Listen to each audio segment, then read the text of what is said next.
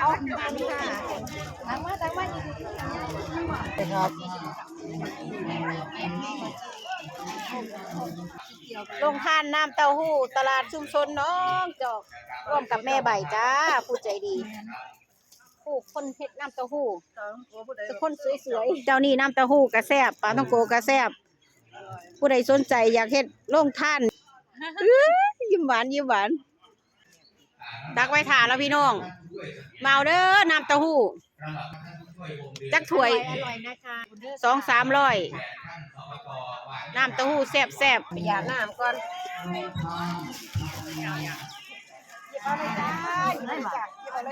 โอ้เขาจี้ยังเหลือ2อันพี่น้องจี้นี่มาจ้าอยู่บนเลยจ้า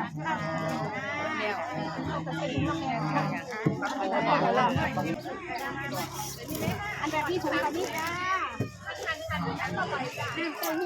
ลงทานเต้าแล้วป่ะจ้าลงทานเต้าหู้ตลาดชุมชนน้องจอกร่วมกับแม่ใบจ้าเอาเต้าได้หรือเปล่าเอามาจ้าเดี๋ยวก่อนผู้ชายกับเอาน้ำเนย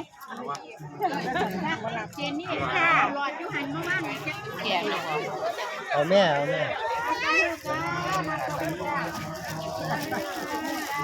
ไปยังกระนำตุ่มหูนี่ละเอาใครกับเอาน้ำเนยจ้าเขาจี้มาแล้วเขาจี้มากเบิดแล้วมีแค่นี้แหละแม่มองเดี๋ยวจะน้ำตรงเดี๋ยวกระนำเต้าหู้นี่ละเอาโลดเต้าหู้ก็เอาแก้วกับพี่จ้าไปสุดหน่อยนี่ละ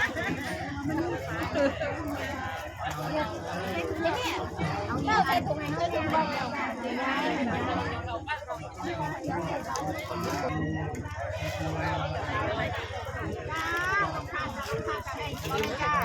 ลงมาบนนั้นเนาะถ้าคนนี้ยังไงบ้าง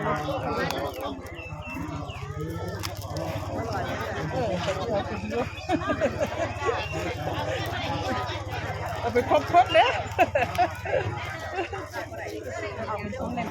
ได้จ้าได้จ้าเยอะสิค่ะได้กันนี่ต้องเลยจ้าทำไม่ได้ไปที่สุดแล้ว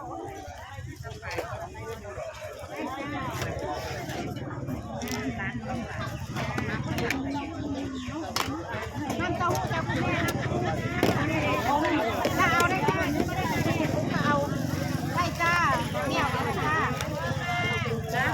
ได้จ้าเอาใส่ตรงนี้นะใส่จ้า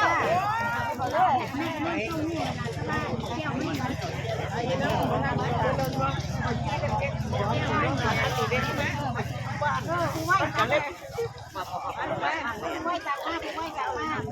น้ำเต้าหู้จ้าอยากกินข้าวหนาวข้าวหนาวคนก็อยากกินอย่างจ้าไม่กินหอมมากอยากกินก็กินนี่เหรอกินนี่แม่เจ้าอยากกินไม่ใช่ไหมก็อยากก็บ่กินก็กินตัวหนาวหนาวก็หนาวก็หนาวทุกวันก็ถึงใจเลยอีเมียเอ้ยขันมีบุญเอาเมียสู้น้องกินได้เด้อว่าสิเมียประชุมกันใส่ใหญ่กว่านี้ละไม่ใช่อ่อนอันใดมีน่ากินเมียบันฝากน้องกินน้ำเมีย2 แก้วเลยเมียประชุมเนี่ยหมดประรับหลายใส่บาทที่นี่จะได้หลายบาทกูมารับบ่เองว่าโทษในน้องเป็นน้ำเต้าหู้จ้าน้ำเต้าหู้จ้านี่เด็กเครือเอาก็เอาแล้วบ่เนี่ยได้แล้วอันเบาหวานก็เอาห่อนึงแล้วอัน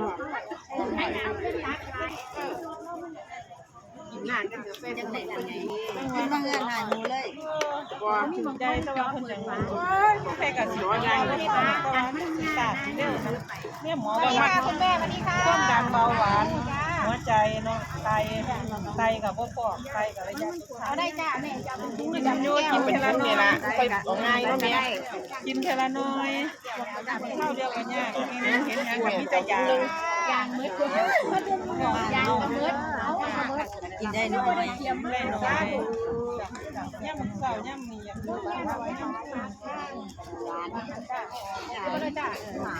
เอาเป็นถุงบ่มียางบ่มียางลุงให้ป้ายางเมิดมันได้จังซี่ล่ะยางมาปรุงก็บ่ปรุงมาก อยู่หัวนี่เป็นยังกระสน